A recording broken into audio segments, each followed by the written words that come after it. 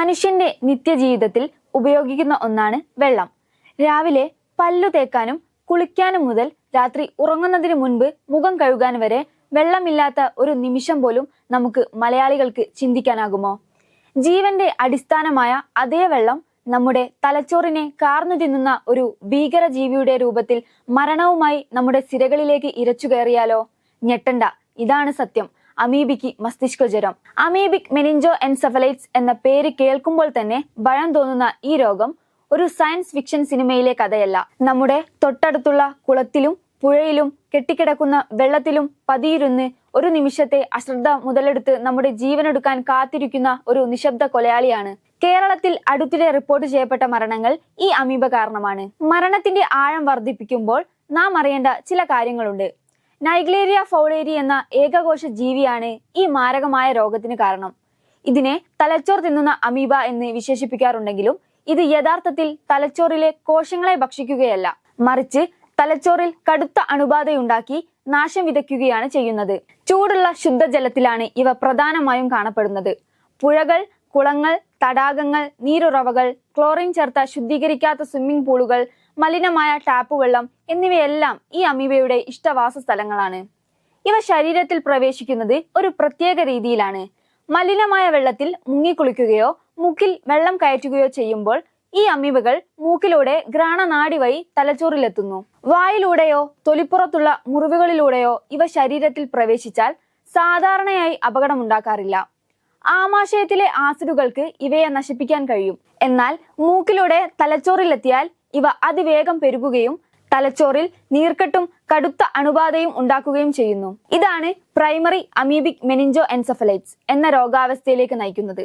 രോഗലക്ഷണങ്ങൾ പ്രത്യക്ഷപ്പെട്ടു കഴിഞ്ഞാൽ അതിവേഗം രോഗം മൂർച്ഛിക്കുകയും മിക്കവാറും ഒരാഴ്ചക്കുള്ളിൽ മരണം സംഭവിക്കുകയും ചെയ്യുന്നു. 97% ഈ രോഗത്തിന്റെ മരണനിരക്ക്. അതായത് ഈ രോഗം ബാധിച്ച 100 പേരിൽ 3-ൽ താഴെ പേർക്ക് മാത്രമേ അതിജീവന സാധ്യതയുള്ളൂ. കേരളത്തിൽ ആദ്യമായി ഈ രോഗം റിപ്പോർട്ട് ചെയ്യുന്നത് 2016 തിരുവനന്തപുരം ജില്ലയിലാണ്. തുടർന്ന് 2019-ലും 2020-ലും മലപ്പുറത്തും 2022-ൽ കോഴിക്കോടും ഓരോ കേസുകൾ റിപ്പോർട്ട് ചെയ്യപ്പെട്ടു. 2023-ൽ ആലപ്പുഴയിലെ ഒരു വിദ്യാർത്ഥി ഈ രോഗം ബാധിച്ച് മരണപ്പെട്ടത് വലിയ വാർത്തയായിരുന്നു. ഈ കേസുകളിലെല്ലാം തന്നെ രോഗികൾ മലിനമായ കുളത്തിലോ മറ്റ് ജലാശയങ്ങളിലോ കുളിച്ചതായി കണ്ടെത്തിയിരുന്നു. കേരളത്തിന്റെ കാലാവസ്ഥയും ഭൂപ്രകൃതിയും നൈഗ്ലേരിയ ഫൗളേരിയുടെ വളർച്ചയ്ക്ക് അനുകൂലമായ സാഹചര്യങ്ങൾ ഒരുക്കുന്നുണ്ട്. ചൂടുള്ള കാലാവസ്ഥ, ധാരാളം കെട്ടിക്കിടക്കുന്ന ജലാശയങ്ങൾ, മലിനീകരണത്തിന്റെ ഉയർന്ന തോത് എന്നിവയെല്ലാം ഈ അമീബയ്ക്ക് പെരുകാൻ സഹായകമാണ്. കാലാവസ്ഥാ വ്യതിയാനത്തിന്റെ ഫലമായി അന്തരീക്ഷ താപനില വർദ്ധിക്കുന്നത് ഈ അമീബകൾക്ക് കൂടുതൽ അനുകൂലമായ സാഹചര്യം സൃഷ്ടിക്കുന്നുണ്ടെന്നും വിദഗ്ധർ ചൂണ്ടിക്കാണിക്കുന്നു. കേരളത്തിലെ പല പുഴകളും കുളങ്ങളും ഇന്ന് മാലിന്യ നിക്ഷേപത്തിന്റെ കേന്ദ്രങ്ങളാണ്. വ്യവസായശാലകളിൽ നിന്നും വീടുകളിൽ നിന്നുമുള്ള മാലിന്യങ്ങൾ യാതൊരു സംസ്കരണവുമില്ലാതെ ജലാശയങ്ങളിലേക്ക് ഒഴുക്കിവിടുന്നത് അമീബ ഉൾപ്പെടെയുള്ള സൂക്ഷ്മാണുകൾക്ക് വളരാൻ അനുകൂലമായ സാഹചര്യം ഒരുക്കുന്നു. നിർമ്മാണ ആവശ്യങ്ങൾക്കും മറ്റുമായി ഉപയോഗിക്കുന്ന വെള്ളം പലപ്പോഴും പുഴകളിൽ നിന്നും കുളങ്ങളിൽ നിന്നും നേരിട്ട് ശേഖരിക്കുന്നവയാണ്. ഈ വെള്ളം ശുദ്ധീകരിക്കാതെ ഉപയോഗിക്കുന്നത് രോഗവ്യാപനത്തിന് കാരണമായേക്കാം. അടുത്തിടെ കേരള പോലീസിന്റെ ആവശ്യങ്ങൾക്കായി വെള്ളം കൊണ്ടുപോകുന്ന ടാങ്കർ ലോറികൾ പുഴകളിൽ നിന്നും കുളങ്ങളിൽ നിന്നും നേരിട്ട് വെള്ളം ശേഖരിക്കുന്നതിന്റെ ദൃശ്യങ്ങൾ പുറത്തു വന്നിരുന്നു. ഇത്തരം പ്രവർത്തികൾ എത്രത്തോളം അപകടകരമാണെന്ന് ഇത് നമ്മെ ഓർമ്മിപ്പിക്കുന്നു.